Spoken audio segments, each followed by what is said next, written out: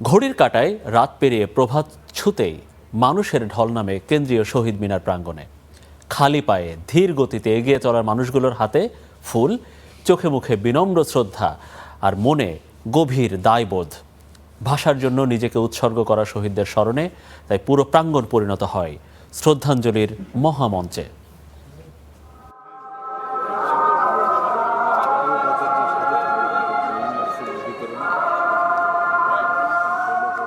ভোরের আলোয় মানুষের দীর্ঘ সারি,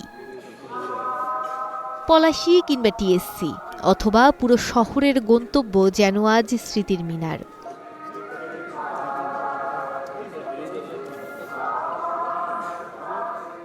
মৌন মিছিলের সারিগুলো যেন শ্রদ্ধায় অবনত সেই মিনারের পাদদেশে।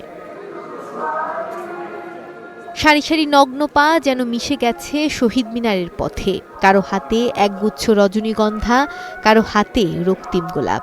উদ্দেশ্য একটাই, ভাষা শহীদদের প্রতি বিনম্র শ্রদ্ধা। যে ভাষার সিঁড়ি বেয়ে বাঙালির স্বাধিকার অর্জন, সে ভাষার মর্যাদা রক্ষায় জীবন বাজি রেখে রাজপথে নেমেছিল তরুণেরা। মানুষের হৃদয় নিংড়ানো ভালোবাসার ফুলে ছেয়ে গেছে সেই শহীদদের বেদি। আমার ভাইয়ের রক্তে রাঙানো গানটা অন্যান্য ফেব্রুয়ারিতে সারা মাস ধরে চালানো হয়।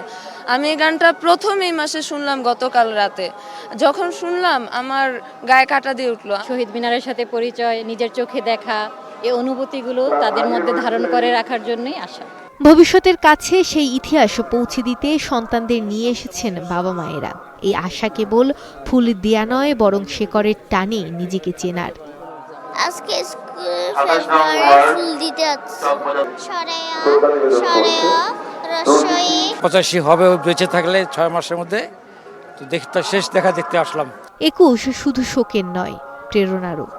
ভাষা আন্দোলনের চেতনা থেকে জন্ম নিয়েছিল স্বাধীনতার বীজ, মাথা নত না করার সাহস।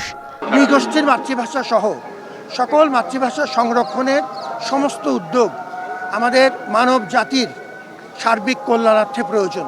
আমরা মনে করি, জোরালোভাবে বিশ্বাস করি যে দুর্নীতি এবং ধর্মান্ধতা 21-এর চেতনার সম্পূর্ণ পরিপন্থী।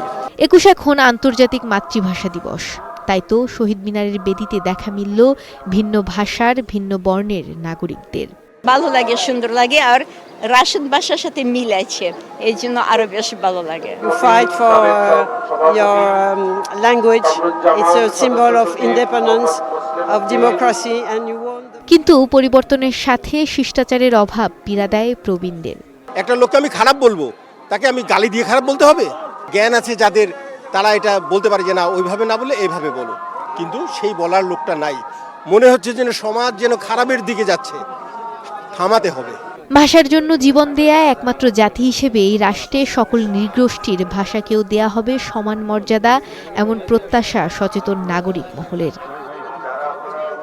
21 মানে রক্তের দামে কেনা ভাষার প্রতি অঙ্গীকার, যেন এই ভাষা অশুদ্ধতায় হারিয়ে না যায়, বিকৃত উচ্চারণে মলিন না হয়, প্রযুক্তির দৌড়ে পিছিয়ে না পড়ে।